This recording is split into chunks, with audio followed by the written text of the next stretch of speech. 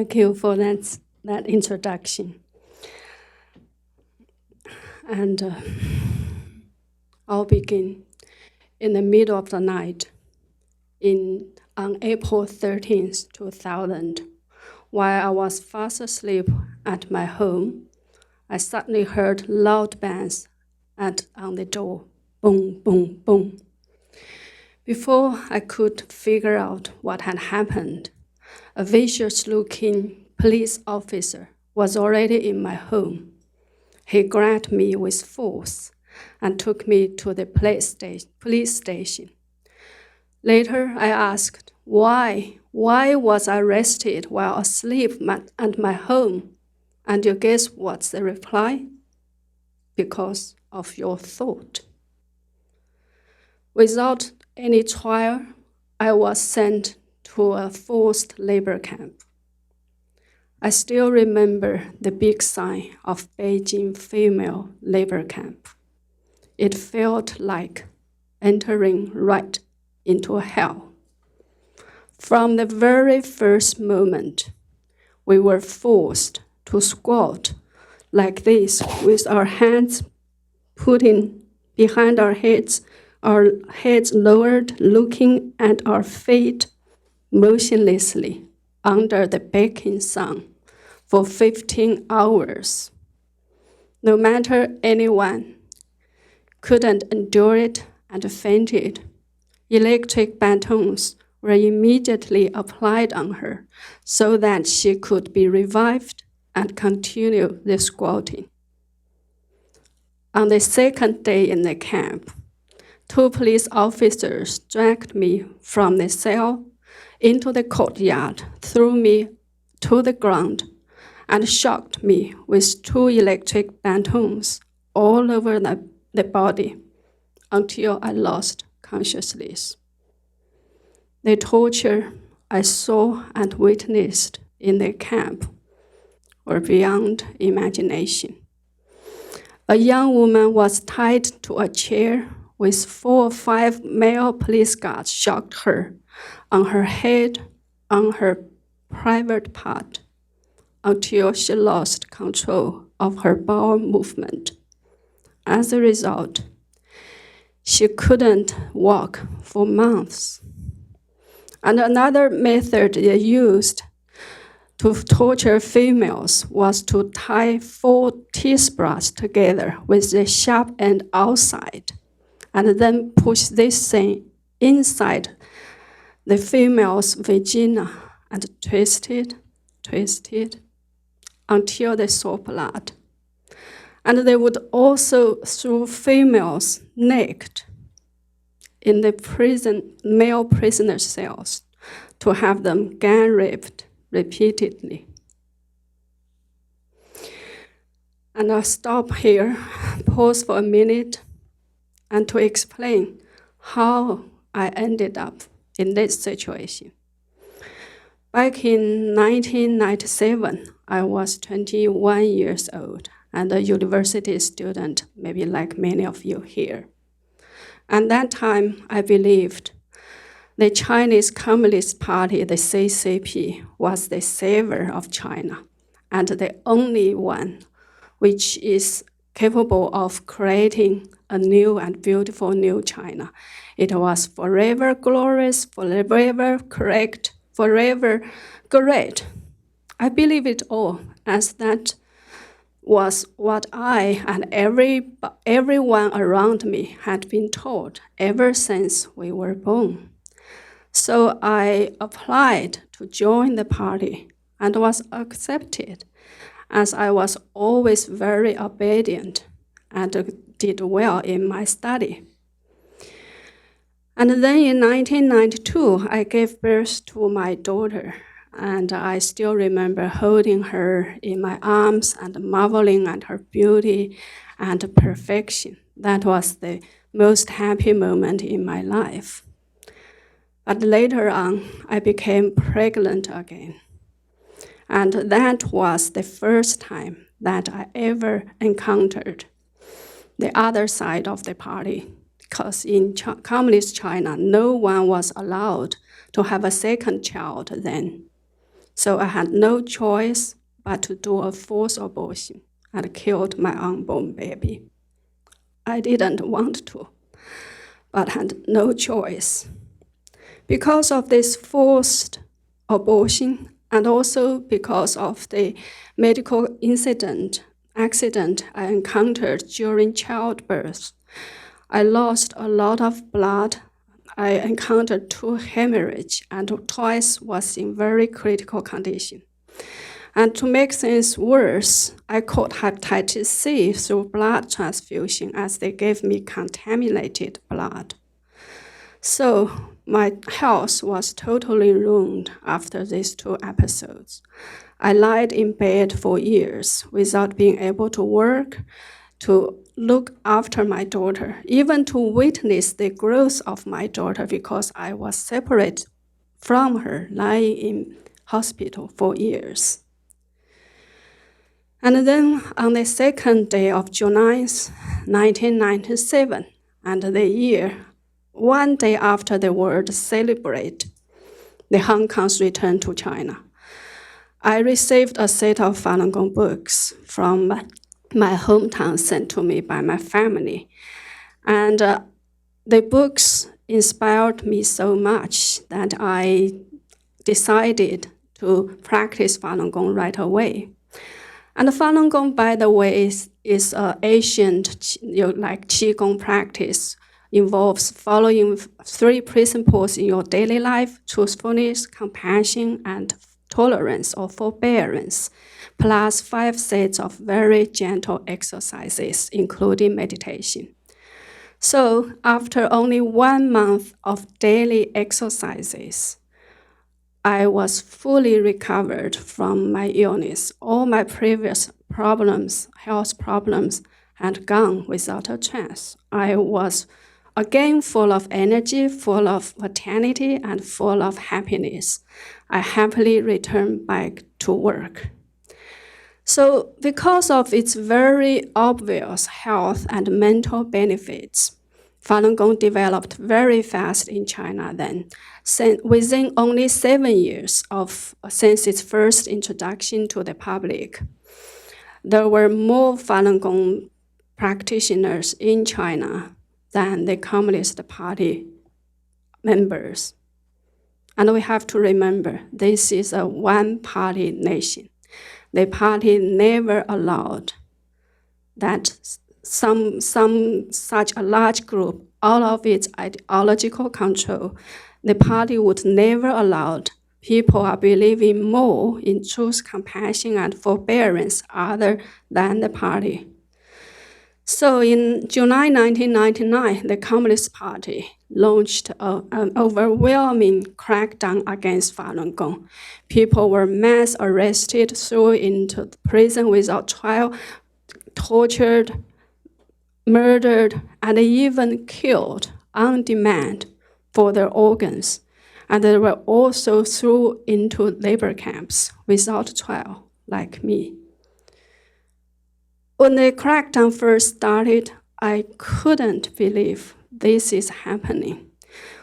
That the party, which is always glorious, always great, always correct, would do such an evil thing to its own people. Nor did I ever imagine that this kind of thing would one day happen to myself, also a party member, and you could count me as an elite of the society because I worked for the Development and Research Center of the State Council. It actually is a policy study and research body for the government, for the State Council. And maybe you are wondering why is this happening in such a day and such a time? Why hasn't anybody done anything about it? And the answer, I think, like all the cases in history, when the totalitarian regime wants to legitimize their persecution against their own people, the answer lies in the propaganda. Ever since the crackdown happened, all the state media, state-controlled media, TV, radio, newspapers, bombard the public with false news report against Falun Gong to demonize Falun Gong and its practitioners. And every terrible lie that was told in history against the persecuted people became a false, fake news report on Falun Gong. It was said we would get up in the night, cut open our bellies, murder of children, or eat babies. And the worst moment in this propaganda storm was when my 7-year-old daughter screamed at me with so much anger in her eyes and so much bewilderment. I know Mom is a good person, but the TV says Falun Gong is banned. I don't know who to believe. And then let's go back to the labor camp. After trying to withstand all those unimaginably cruel torture, both physically and mentally, for more than 6 months in the camp, I finally collapsed. I broke down, and I wrote a statement to promise that I would give up practicing Falun Gong. That was the worst moment in my life, with my thoughts being raped and then taken away. I feel like becoming an empty shell in a human form, a non-human being without thoughts, without a soul, a free will, or human dignity. And what worse is, I was expected to help the police to torture others to prove that I have been reformed or transformed. I can never forget a teenage girl who was sent to the camp one day before I was about to be released. The police ordered me to watch over her to make sure that she didn't fall asleep, as sleep deprivation was one of the main methods they used to torture Falun Gong practitioners. I had so much sympathy toward her, as I knew too well what she would be forced to go through in the camp. But I couldn't show any sympathy toward her. And only after I finished this last task was I released on the following morning after spending another sleepless night in the camp. I was released, but I felt imprisoned than ever, as I was taken from the labor camp directly to the police station, not to my home. And the police told me I was expected to go to the brainwashing centers to continue to be used as an example of reform, because they didn't have enough labor camps to hold all the Falun Gong practitioners. They sent up many so-called brainwashing centers in hospitals, in schools, in any public facility they could find. I would rather die.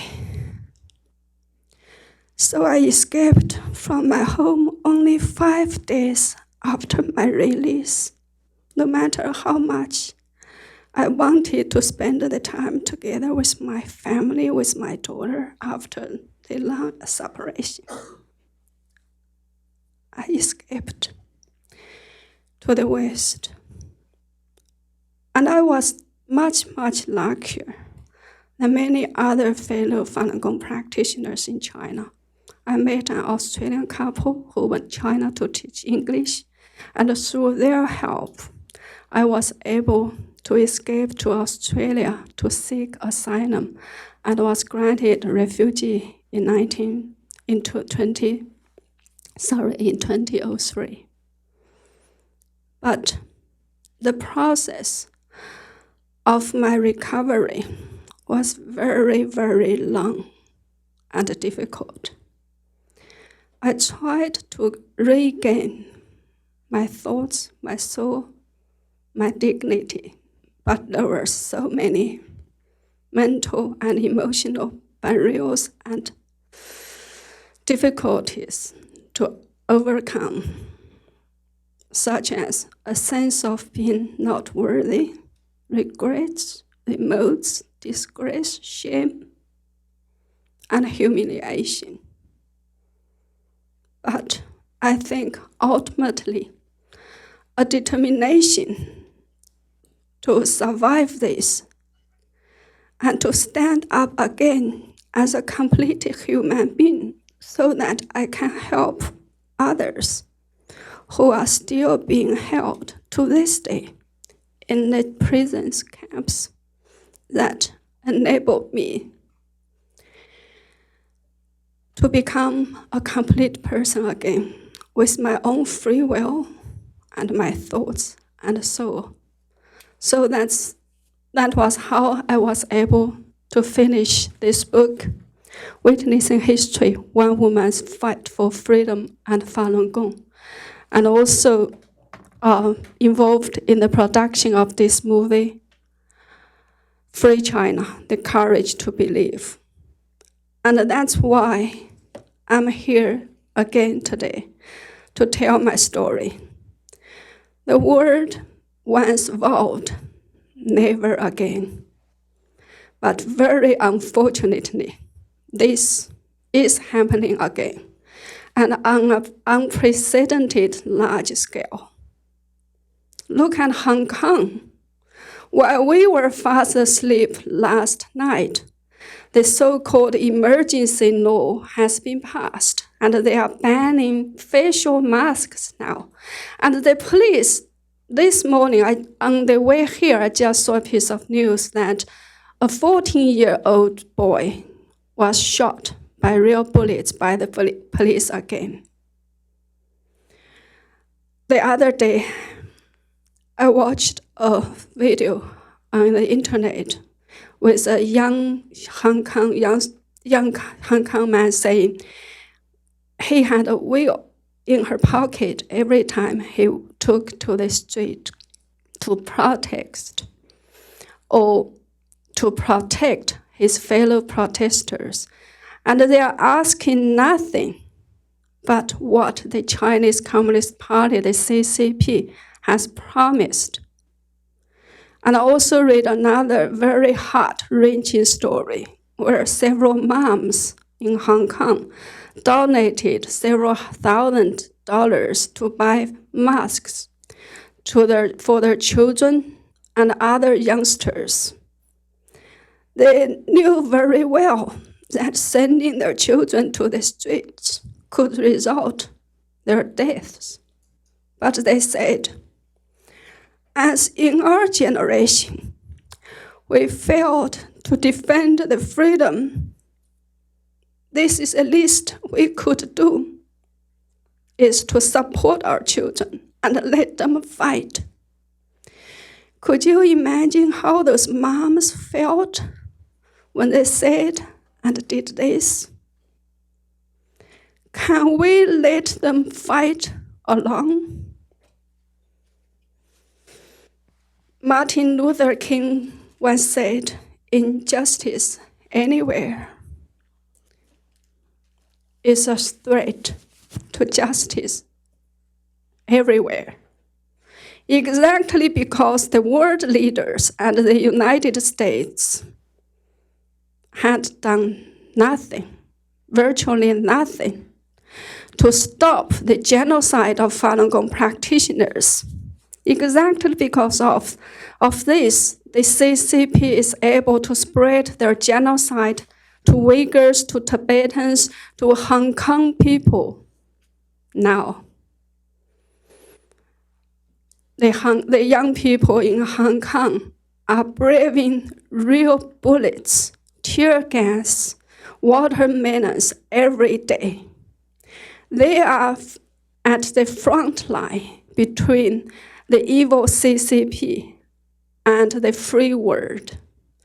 And they are resisting the evil and fight for freedom, not only for themselves, but also for us all. If Hong Kong loses, the world will lose. And do you think Hong Kong is the only battlefield? Absolutely not.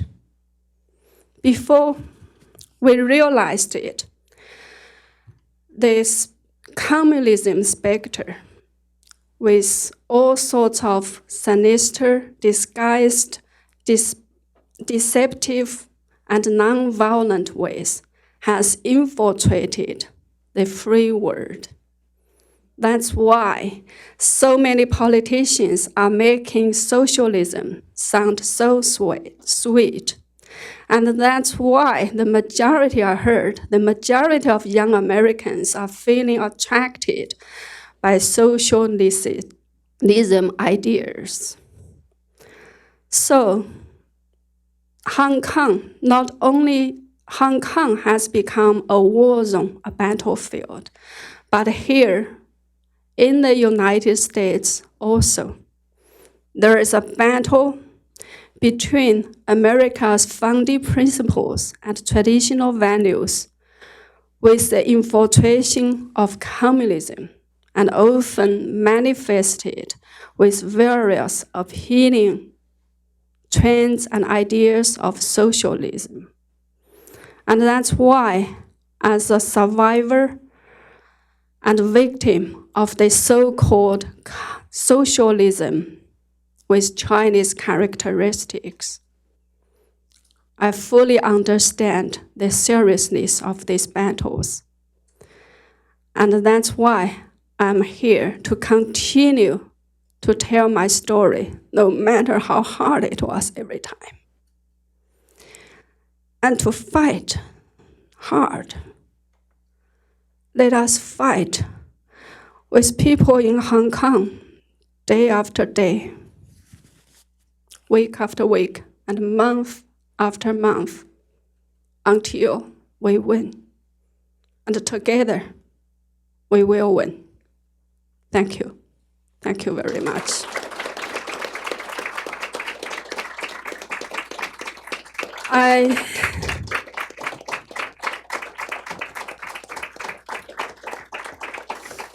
I do